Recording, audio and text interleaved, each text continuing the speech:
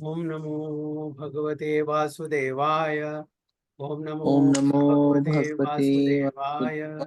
Om Namo Bhagavate Vasudevaya. Om Om Namo Bhagavate Ajnanatimirandasya Jnananjana Shalakaya Chakshuranmilitam Yena Tasmai Shri Guruve Namaha.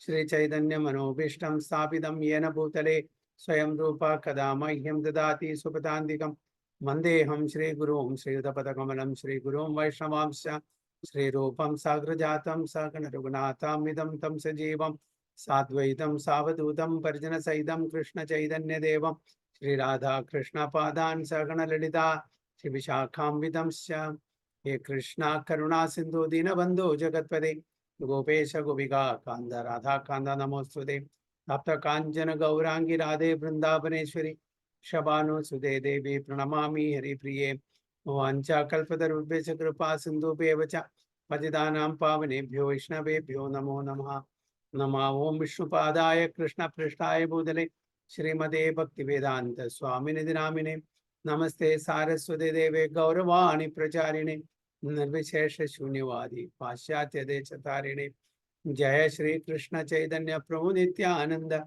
Shri Advaita Gadadhara Shivasadi Gaura Bhakta Vrinda Hare Krishna Krishna Krishna Hare Rama Rama Rama Hare Hare Guruve Gaurachandraya Radhikaya Tadalaya Krishnaya Krishna Bhaktaya Dad Bhaktaya Namo Namah Hare Krishna Hare Om Tat Sat. So we are reading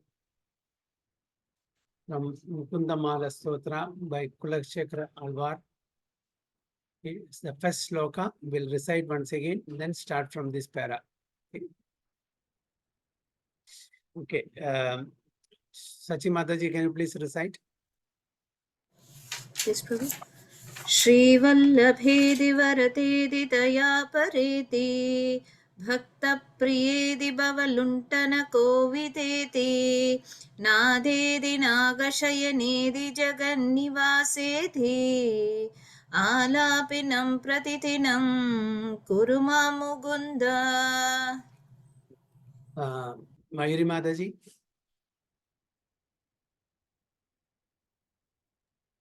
Hare Krishna Prabhu ji.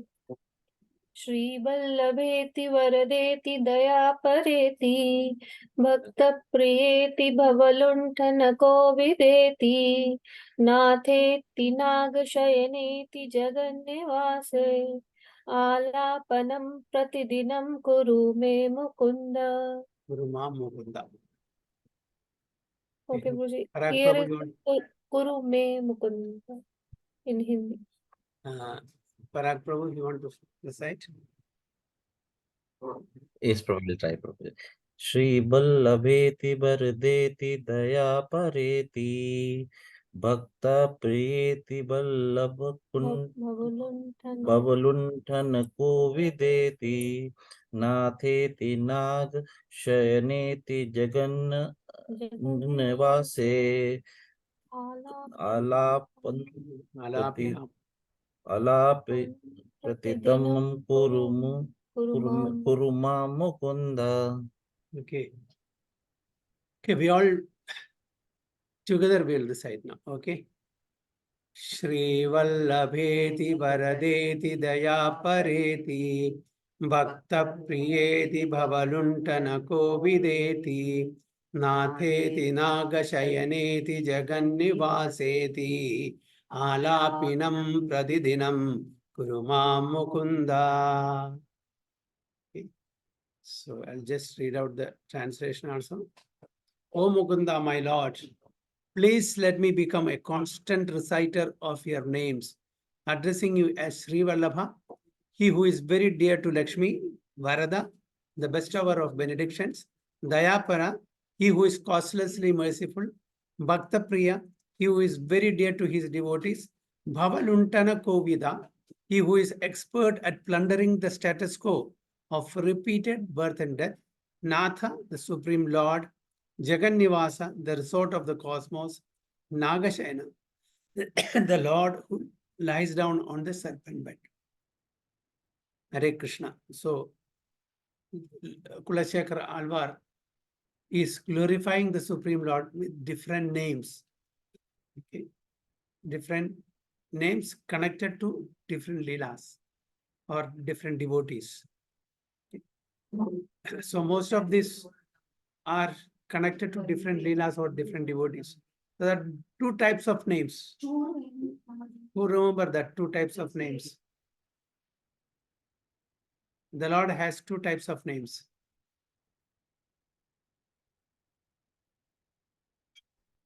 Hmm?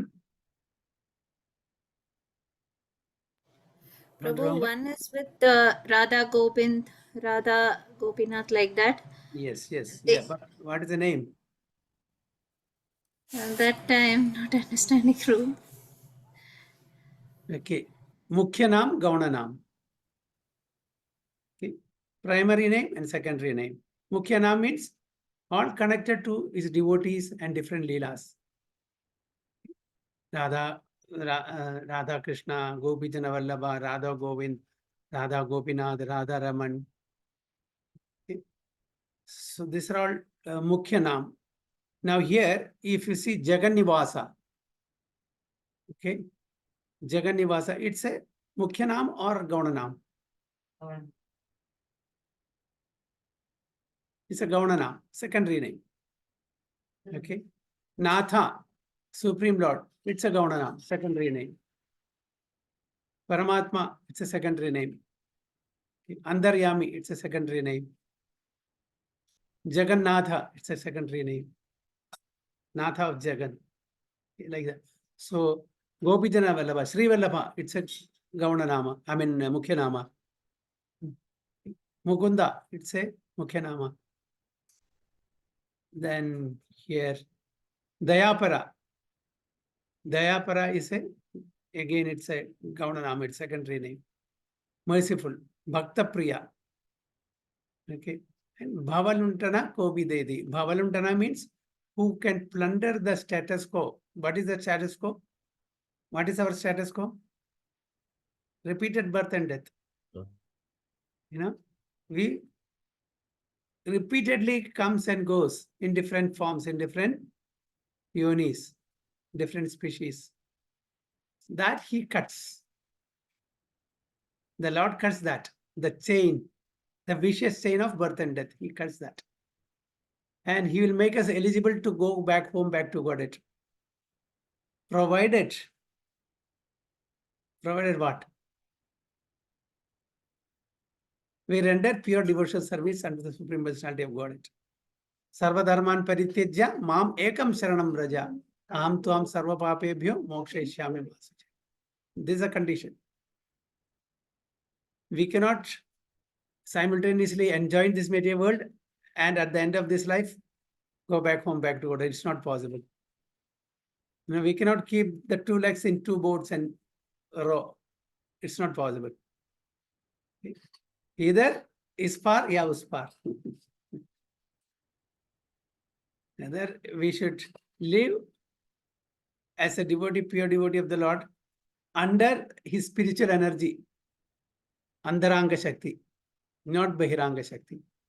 Now, if you want to remain in the Bahiranga Shakti, we will always come and go in different species. If it transfers ourselves to the Antaranga Shakti, you know, in this life and dedicate everything for the pleasure of the Supreme Lord, all our activities, then definitely we'll be transferred from the Bahiranga Shakti to Antaranga Shakti and we will not come back again in this material world. So, Kulashekara Alvar is praying to the Supreme Lord. What is he praying? That let me recite your names, different names, constantly, so that I get purified and I'll be eligible to come back to you, to my original home, and continue my pure devotional service there. So a devotee, his means and goal are the same. A pure devotee's means to attain the ultimate goal of life and the goal are the same, devotional service. We do devotional service to get pure devotional service at his lotus feet in the Vaikuntha. Whereas the other philosophy teaches only means, but the goal is different. Just like we use a ladder to go to the terrace. Once we reach the terrace, we throw the ladder out, down. We don't need any more ladder. We have reached the destination. That is what they think. But our philosophy is not like that. We use the ladder, and the goal is also the same, the devotional service only. Okay, so it's not that just to reach the Goloka, we need to do the devotional service. Even after reaching the Goloka, we continue to do the devotional service. So here, Kulashekar Alvar is, is a pure devotee of the Supreme Lord. When he hears some katha, Harikatha, pastimes of the Supreme Lord Krishna or Lord Rama, he involves, he lives in that present. Suppose Ram Katha is going on, he is there totally involved. He doesn't know that he is a king and he has so many prajas and he has so many responsibilities. He totally involved that. We know that story that Lord Ram, Leela was going on, the Kathakar, the Bhagavata Sapta, Ram Leela was going on. So he was telling, the Kathakar was telling that Sita has been abducted and Lord Ram is very sad. So immediately he called all this soldiers, get ready, we have to go and attack Ravana, get back. He ordered. Immediately he didn't know that this is a story, this is a Leela recited, at that particular moment. But it's happening now.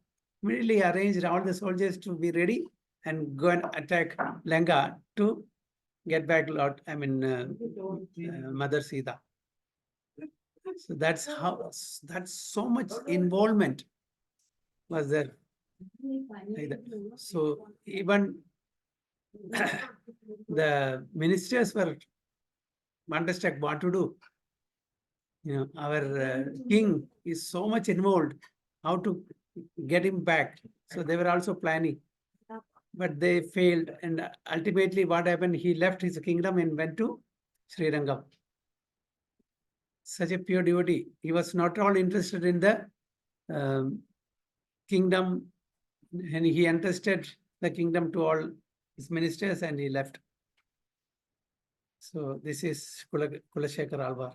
Okay, let's continue from this.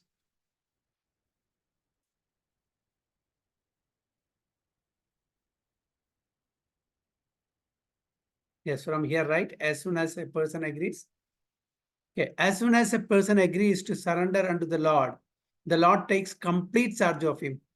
Satisfied with the activities of such a devotee, he gives him instruction from within, and thus the devotee becomes pure and advances on the path back to order. Can we give an example from our scriptures? And as soon as a person agrees to surrender unto the Lord takes complete charge of him. Can you give me an example? Dhruv Maharaj, Prabhuji. Dhruva, Dhruva Prabhu. Dhruva, Prahlad. Dhruva Prahlad. Okay. Prabhu's expecting Mother. someone. I'm expecting something else. Anyway, that's all right. Complete judge. Karpanya dosho pada swabhava. Arjuna. Arjuna. Easy one. Okay. Arjuna surrendered to him totally. Immediately took charge, right? He became the Sarathi. Lord Krishna became Arjuna's Sarathi. So the moment he surrendered, then he took over. At last, he became the Sarathi, and wherever there is Arjuna, wherever there is Krishna, there is surely success, victory. So satisfied with the activities of such a devotee, he gives him instruction from within. From within, how he gives instruction?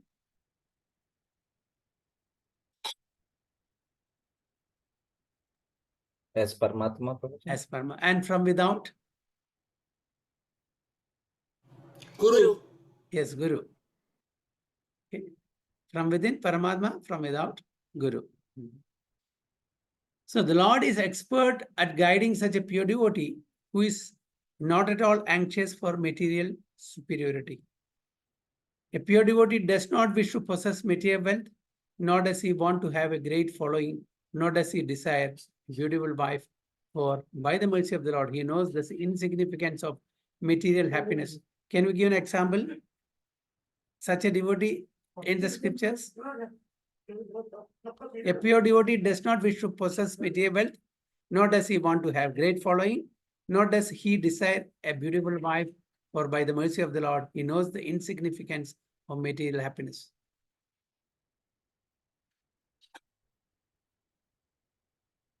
Dhruva itself we can take, no Prabhu. Initially he wanted a kingdom bigger than Brahma, but then I'm not getting that shloka from Bhagavatam.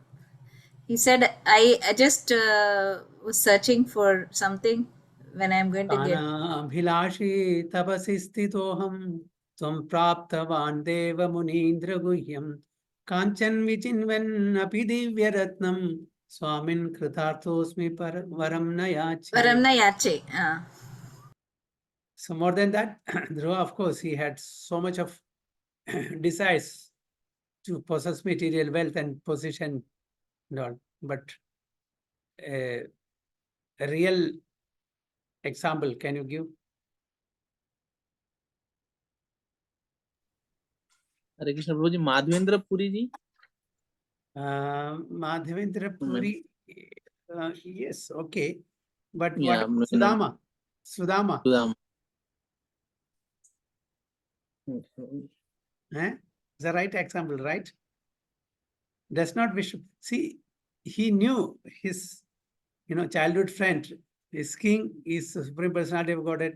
Even after his wife requests him to go and get some wealth, did he go with that for that purpose? No.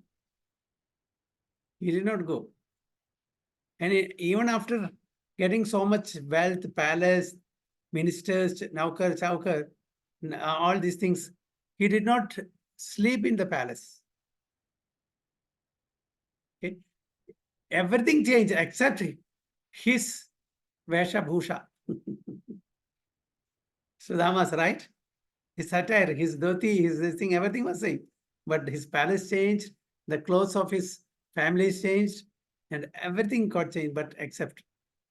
Now, if that was also changed, his wife would not have recognized him also.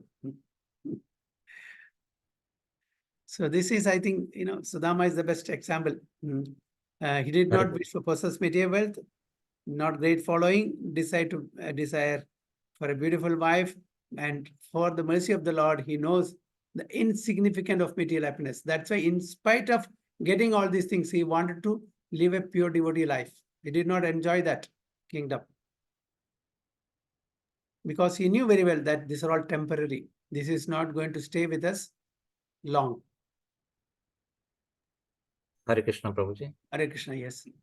Prabhuji, like our Rup Goswami, Sanatan Goswami also, we can have this idea as well. Yeah. They had, they were chief ministers, finance ministers, what all. There are all the opulences. There's so much of wealth, so much of name, fame, scholarly, philosophers. They left everything. They knew that these are all very, very temporary. It's not going to help them in their spiritual life. Yes, exactly, Prabhuji.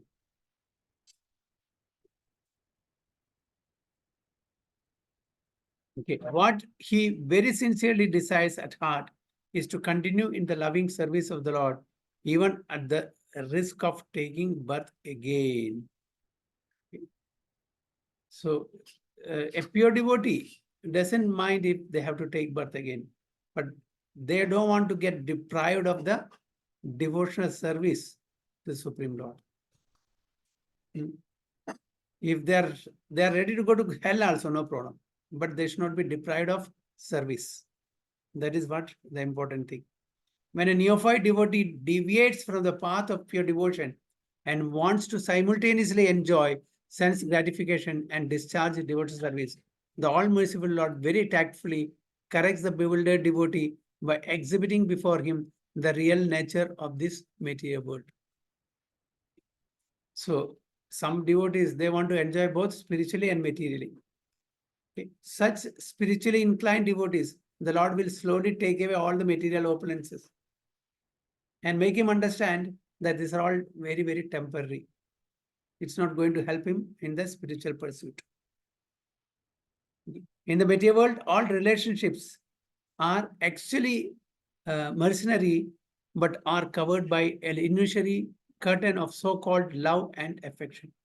So in the material world also, we'll be, attracted to the so-called love and affection, but there is a limitation to that love and affection.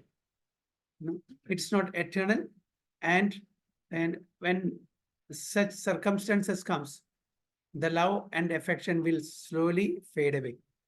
But the love and affection that we get from the Supreme Lord, it only increases. It never fades. It only increases. The affection, the love and affection between Mother Yashoda and Krishna, it's always increasing only. How much ever Lord Krishna, the little Krishna, shows him that he is not the little Krishna that she thinks, and he is the Supreme Personality of Godhead, she never agrees to it. Whoever he may be, but he is my little son. Okay, so that's a Vatsalya Rasa, of Mother Yashoda and Nanda Maharaj with the little Krishna. So he doesn't want to, get away with that. He wants to enjoy this rasa more and more. So he also covers that Bhagavatva, the position of Supreme Lord, so that he can enjoy more and more Vatsalya rasa with the Mother Yashoda. Similarly, the gopis, the young gopis of Vrindavana, the Madhurya rasa. So only in Vrindavana, Krishna doesn't know that he is God, and the Vrajavasis doesn't know that he is God. Only in Vrindavana. This is a special place that Vrajavasi doesn't want to accept that he is God. Even if sometimes he shows so much of superhuman activities. Some people, sometimes they come say he is God, Supreme Personality of God at Vishnu, but they don't want to accept it. And Krishna also very conveniently forgets that he is the Supreme Personality of Godhead. So only then the loving exchange can take place there. In Vatsalya Rasa, Sakhya Rasa, Madhurya Rasa and all. But in Dwaraka and in Mathura, these are all Aishwarya. The Aishwarya, predominantly it is Aishwarya. Opulence. There may be little Madhurya, Vatsalya and all, but no Sakhya. Okay. You cannot put your hand on the shoulder of Vishnu and walk in Vaikuntha, can you? You cannot do that. Okay, there it's mainly opulence and Dasya Rasa in Vaikunthas. Okay. And in Mathura, it's higher. And in Dwaraka, still higher. Sorry, in Dwaraka higher, then Mathura is still higher. Then in Vrindavana, the pure. There is no adulteration. Madhurya means complete Madhurya. Vatsalya means complete Vatsalya. Okay. And Sakhya, like that. So in Vrindavana, you will find all the 5 rasas. Okay. Which are the 5 rasas?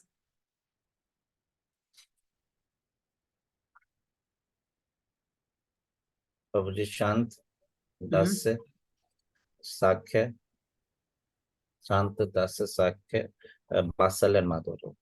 Very good. Very good.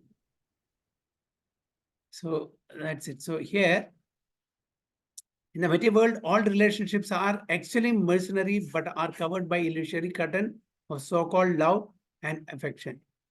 So-called love and affection. It's not pure. That's why it's mentioned so-called love and affection. The so-called wives and husbands, parents and children and masters and servants are all concerned with a reciprocal material profit. What is reciprocal means? Give and take. Okay. I love you provided you love me. I will give you provided you give me. It's a trade. It's a trade of business. There's no pure. But the pure love is not like that. Even if you don't love me, I love you. This is possible only in the spiritual world. It's not possible here. Okay. There is no give and take business. Yes, you make me broken-hearted. Chaitanya Mahaprabhu says, you make me broken-hearted, but still I want to be at your lotus feet. So this is all reciprocal, giving and taking. As soon as the shroud of illusion is removed, the dead body of material so-called love and affection is at once manifest to the naked eye. This because under illusory energy, we think that this is real love, this is real affection, this is real friendship. But we will know the real color of this love and affection and friendship and all these things at some point of time in our life, isn't it? We say that is my close friend, is my close relatives, my close this, my close that. But it's nothing like that in the material world. So the Lord expertly removes the shroud of illusion for the neophyte devotee by depriving him of his material assets. And thus the devotee finds himself alone in the midst of his so-called relatives. In this helpless condition, he experiences the awkwardness of his so-called relationship with his so-called wife and children. Can you give an example from our scriptures of such a person who have been deprived of all the assets and the relationship? Srila Prabhupada. Okay. The best example is Srila Prabhupada. He had everything. But when he started losing his wealth and his business and everything, family also didn't take care of him, and nobody to take care of him, his children and his friends, relatives, nobody. So he had to take shelter of the Supreme Lord. Why? Krishna purposely made him pauper. Purposely made him. Why? Only then he will take 100% Krishna conscious. Because he was also giving time for his business, his family. Krishna didn't want because he had some plan. So he made him pauper. Only then nobody will care him. Then he can be on his own. He took a sannyasa after that. Prabhupada, asked his wife, you want me or tea? She chose tea. So be it. Just imagine, it took so many years for him to write, I think, Bhagavad Gita script. So many years took, and it is a bundle of, what do you call it, papers that he wrote commentary for Bhagavad Gita even before going to America. And one day when he came back, from outside, he was checking for that manuscript which he has written. Then wife said, I have sold it for some tea or coffee. Okay. If it's hard work of so many years, what we would do? We were in his place. He did not understand. Then he asked him, okay, you want tea or me? She said, tea. Okay. He took his bag and went. She thought that he will come back. Earlier also he had done few times like that. So wife thought that he will come back, but he never came back. He went to Vrindavan. In 1959, he took sannyas. He stayed in Radha Damodar temple. In 1965, at the age of 70, he went to America with 40 rupees. And that 40 rupees, he never spent. Only when he came back to India, he spent that money for travel or something. Just imagine. And in a span of 11 to 12 years, he made 108 temples. So many disciples, so many followers, so many interviews. He translated Bhagavad Gita, Bhagavatam, Chaitanya Charitamrita, 70 plus volumes of literatures he translated. And that Bhagavad Gita, which he translated as Bhagavad Gita as it is, it has been translated into 80 plus languages. It is the most sold Bhagavad Gita on the planet Earth. And he started Jagannath Radha. It's there in each and every nook and corner of the world. It's happening. Started farm community. He started Gurukul. He started Govindas. He taught all his disciples how to sit, how to stand, how to walk, how to talk, how to wear dhoti, how to wear sari, how to clean, how to be hygienic. Just like a father or grandfather, not father, grandfather, because he was twice elder than the disciples. He taught them Sanskrit, he made them editors of his writings. What not. In this 11 years, what not he did. So like that, such a personality, our preeminent Acharya, Stapaka Acharya, Paramacharya, we have. We are very, very proud to have such Param Guru. We are under his shelter. So whatever he says that also, he reads his own purport, his own, books. And disciples asked him, devotees asked him, Prabhupada, you have written that. Why you are reading this? No, I have not written that. I have been dictated by the Supreme Lord Krishna.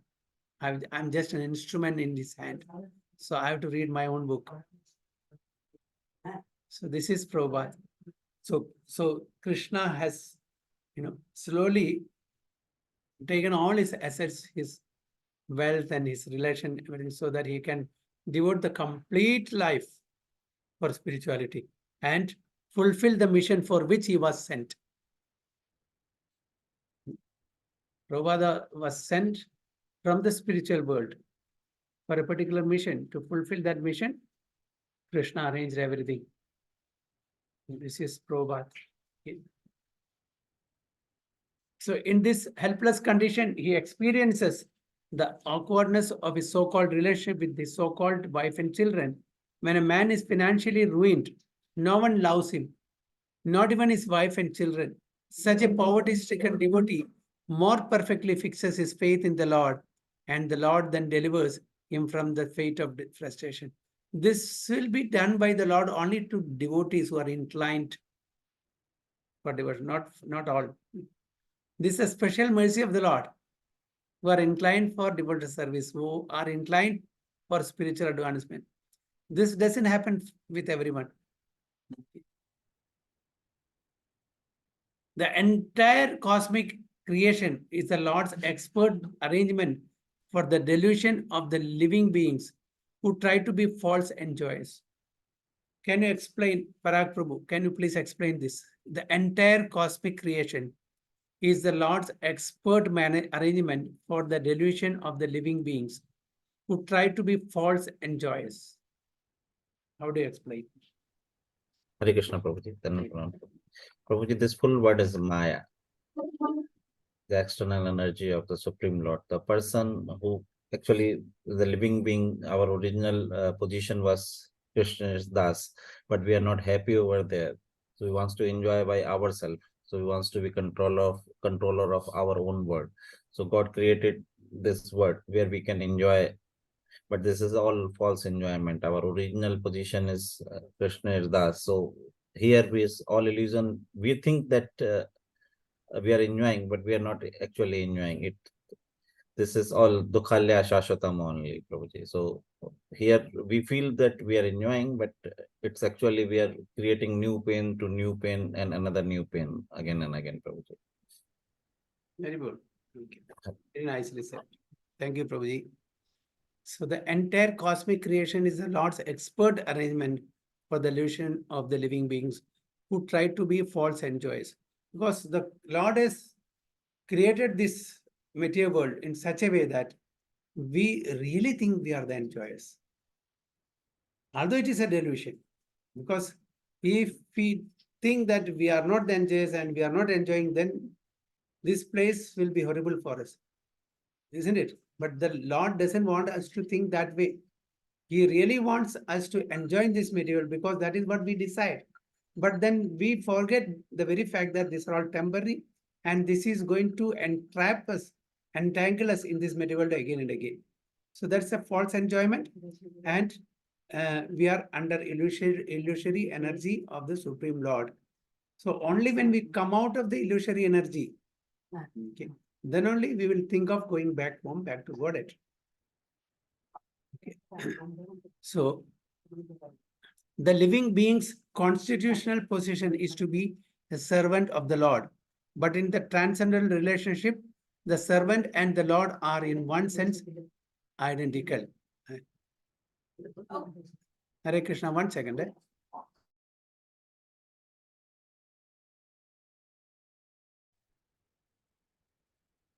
Krishna. Sorry, there was a part. Okay. So, where we stopped?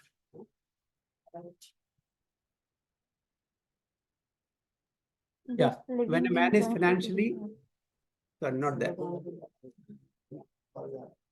Yeah, the living being's constitutional position is to be a servant of the Lord. Okay. What is the slogan? Jivar Sarupoi Krishna. Devera Suruboy Krishna Nityadas. Okay. But in that transcendental relationship, the servant and the Lord are in one sense identical, for the Lord also serves the servant. So in the spiritual world, the transcendental relationship, the Lord also serves, the devotee also serves, isn't it? Although we are eternally the servant of the Supreme Personality of Godhead, Lord serves us and we also serve. So both way, isn't it? But still, the Lord maintains his position as the Supreme Lord. He can be conquered by the devotees with pure love. Just like the children conquer the parents with pure love, similarly, the Lord also can be conquered with pure love. For example, Yashodamai, she could bind Supreme Lord to the wooden mortar, isn't it? Yes. Hare Krishna, Prabhuji. Yeah. Prabhuji, recording, we have to start. Prabhuji, I think. I started? Yes, I started. That's what I think. It's started, Prabhu. Okay. For the Lord also serves the servant. The typical example is Sri Krishna's becoming the charioteer of his eternal servant, Arjuna. The Lord became the charioteer of Arjuna. He was serving Arjuna. Actually, who has to serve? Arjuna has to serve the master, isn't it? But here, the master is serving the servant. Okay. Illusion, mundaneness cannot understand the transcendental and reciprocal relationship between the Lord and the devotees, and therefore they want to lord it over material nature or cynically merge with the absolute. It is only in Sanatana Dharma we'll have this special relationship with the Supreme Lord. In no other religion you will find this relationship. You will find the relationship only servant and master. Servant. Always, the living beings are servant to the Supreme Lord Master. They can never expect the other way. What we are enjoying in this Sanatana Dharma, the master is also serving the servant. Who can expect, the Supreme Lord to serve his servant? The Supreme Lord becoming the chariot of his servant Arjuna. Is this possible in any other religion? Can anybody bind the Supreme Lord? So this expression of, love and the exchange of loving relationship is possible only in Sanatana, in different mellows. Okay, like parents, like conjugal lover, like in fraternity, as servant. This is possible only in all other religion, Bhaya Bhakti, awe and veneration, awe and reverence. You cannot expect the Lord to come and become a servant of us, just like how Krishna did to Arjuna. They will laugh. How can the Lord become like that? So cheap. To become a charioteer, next to impossible. this is the highest loving relationship one can ever have, in conjugal love, in parental love, in fraternity. This is possible only in our Sanatana Dharma, not otherwise. So that's why they said you have to have that bhaya bhakti, fear. Why we have to fear the Supreme Lord? When we are obedient children, why we should be afraid of the Supreme Lord? No, the Supreme Lord is not so cruel. He's merciful. He's all merciful. So if we are obedient to our Supreme Father, why he should punish us? He will not punish us. Only when we are disobedient, when we are not following his instruction, definitely then we'll be punished, isn't it? But this, they don't understand that. So illusion mundaneness cannot understand the transcendent reciprocal relationship between the Lord and his devotees. And therefore they want to lord it over material nature or cynically merge with the absolute. Okay. Thus, a living being forgets his constitutional position and wants to become either a lord or a mendicant. But such illusions are arrangements of Maya, the Lord's illusory potency. A false life, either as a lord or a mendicant, meets with frustration until the living being comes to his senses and surrenders to the Lord as his eternal servant. Then the Lord liberates him and saves him from repeated birth and death. Thus, the Lord is also addressed here as Bhavaluntana Kovida. He is expert at plundering the status quo of repeated birth and death. Sensible man understands his position as the eternal servant of the Lord and molds his life accordingly. So, when we take complete surrenderance of the Supreme Lord, then he will stop our vicious cycle of repeated birth and death. That's what our Kulashekara was telling. Bhavaluntana Kovida, plundering the repeated birth. Now, since time immemorial, we have been undergoing the cycle of repeated birth and death. We were cats, we were dogs, we were hogs, we were cows, we were reptiles, we were snakes, we were worms, we were trees, whatnot. Not once, multiple times. Multiple times. And after all that, now that we have got this human form, if we don't utilize it in the right way, then again we have to glide down in different species. So if we are totally surrendering and to the Supreme Lord's will, then definitely we don't have to come back again to this material world in the womb of another mother. So the Lord is also addressed as Natha, the real Lord. One can attain perfection of life only by serving the real Lord. We have got, in material world, we have got so many Nathas, but these are all temporary. And they cannot save us from this samsara sagara. The only real Natha, that is the Supreme Lord, can save us from this samsara. What is samsara means? Bhavasagara, samsara means a birth and death, cycle of birth and death. That is samsara sagara. The entire material atmosphere is surcharged with the false lordship of the living beings. Everybody wants to enjoy, everybody wants to become masters. They want to become the Lord. So Prabhupada puts it very nicely, to lord it over the material nature. Okay. Everybody wants to become the master of the material nature and manipulate the nature in such a way that they can enjoy to the maximum extent possible. Everybody wants to, because the Lord has created this nature for our enjoyment, so-called enjoyment. Okay, once this so-called enjoyment is finished, we are adequately frustrated in this enjoyment, then we will search for the real enjoyment. He is making such arrangement also for those who are willing to go back to him. Those who want to exploit this material nature and want to enjoy more and more, chewing the chewed, he will make that arrangement also. But those who are so much fed up, frustrated in this material world, he will make this arrangement to come back to him, to go back to him. So everyone wants to be the Lord, even though such lordship is conditional and temporary. A hardworking man thinks himself the lord of his family and estate, but actually he is a servant of desire and the employee of anger. Such service of the senses is neither pensionable nor terminable. For desire and anger are masters who are never to be satisfied. Kama esha, krodha esha, rajoguna samudbhava. Okay? Because we cannot satisfy our kama. Can we? It is just like pouring ghee in the fire. What happens if you pour ghee in the fire?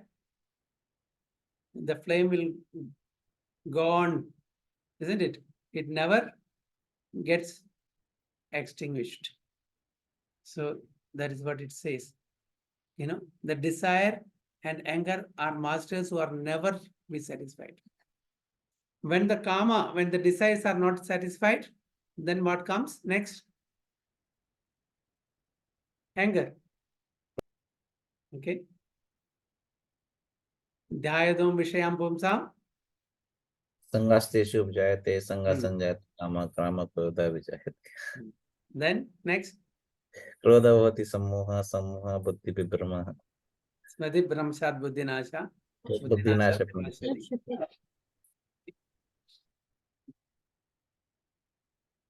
Okay.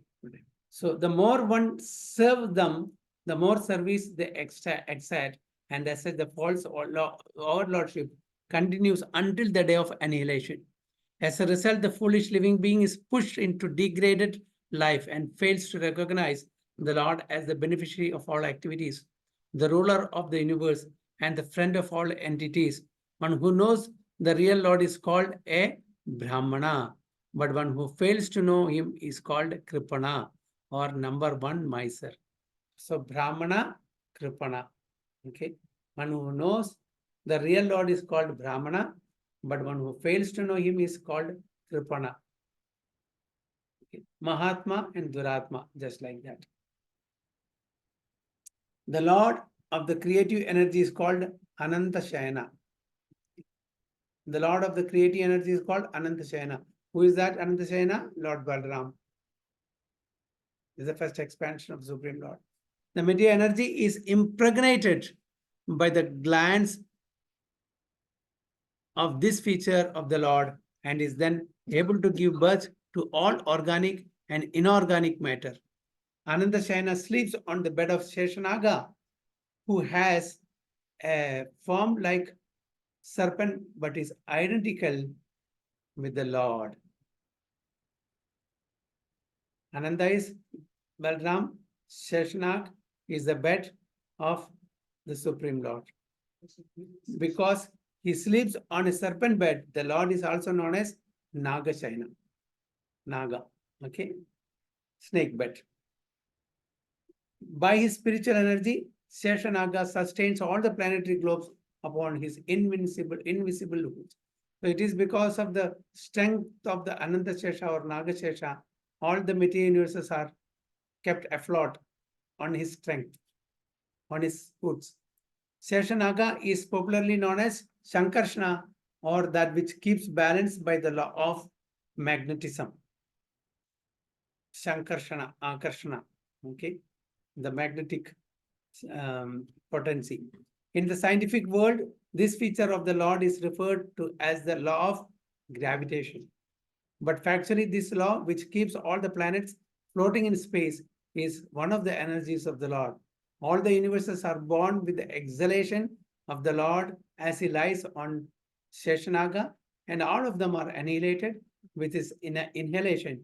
Due to these functions of creation, maintenance, and annihilation, the Lord is celebrated by the name Jagannivasa, indicating that he is the supreme resort of all the universes. So we all know, we have learned it so many times before in our earlier classes, that as the Lord exhales, all the universes are manifested from his skin pores.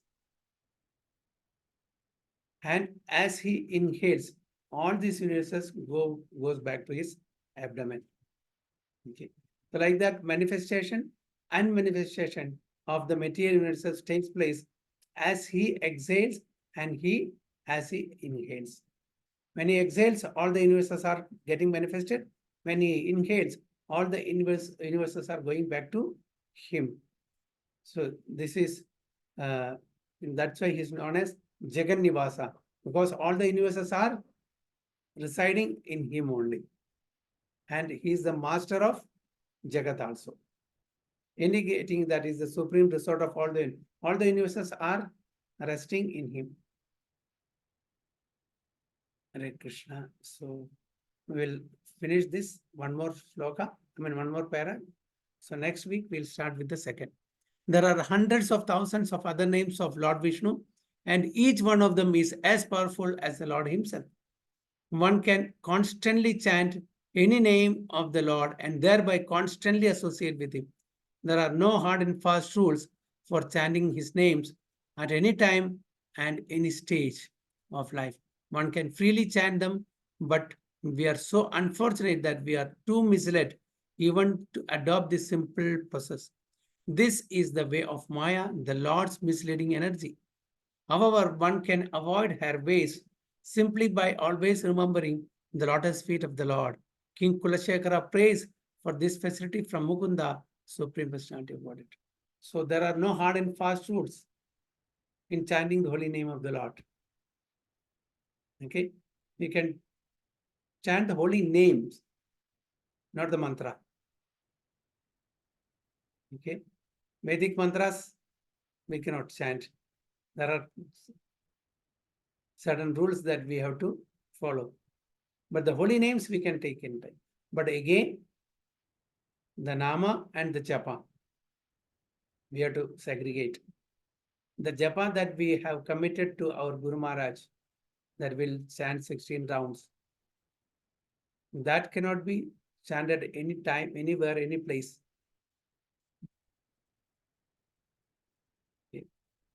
That you cannot chant this japa in the bathroom. Can we? Although it says there is no hard and fast words, but this is japa. Japa, there are certain rules we have to follow. But holy names we can take. We can chant Hare Krishna in the bathroom, no problem. But japa, no. In the chanting bead, what we have, taken oath, taken a vow to our Guru Maharaj that I will chant 16 rounds daily, attentively. That there are certain rules. Holy names, yes. But Vedic mantras, no. There are certain time, place, all these things. Desha, Kala, Patra, we have to see. Otherwise, the opposite result will be there. So you have to be very careful. Okay. So we'll stop here. Next week, Sutra 2 will start. So at least please try to by heart the first 2 shlokas of this. It's easy also. Hare Krishna, Vancha Kalpatarubhyasya Kripa Sindhubhya Vacha Patitanam Pavanebhyo Vaishnavebhyo Namo. Ananta Kodi Vaishnava ki jai, Shila Prabhupada ki jai, Guru Maharaj ki jai. I go friend. Krishna. Recording, yes.